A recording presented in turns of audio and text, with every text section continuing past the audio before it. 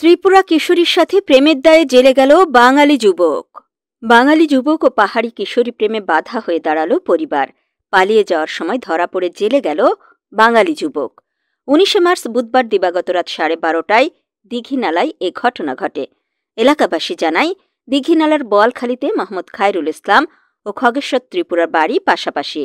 বোয়ালখালী বাজারে খায়রুল ইসলামের বেকারিতে কাজ করে খগেশ্বর ত্রিপুরা।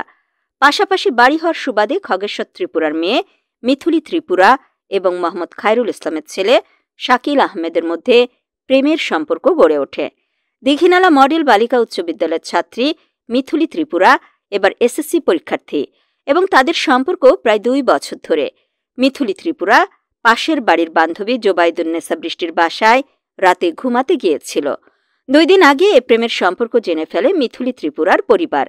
সম্পর্ক ছিন্ন করার জন্য চাপ প্রয়োগ করে মিথুলি ত্রিপুরার ওপর।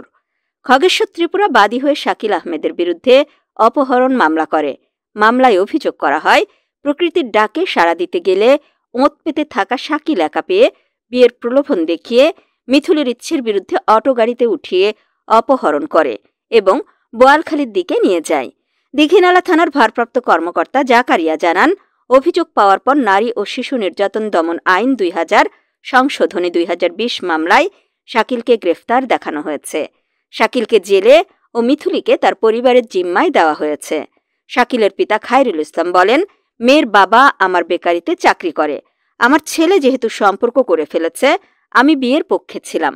বুধবার দিবাগত রাত 12:30টার পর মিথুলি ত্রিপুরার সাথে শাকিল দেখা করতে গেলে মেয়ে পক্ষের লোকজন দুজনকে আটক করে পুলিশে খবর দেয়। তিনি বলেন, দোষ তো 2 জনই করেছে, অথচ আমার ছেলে মিথ্যে মামলায় এখন জেলে।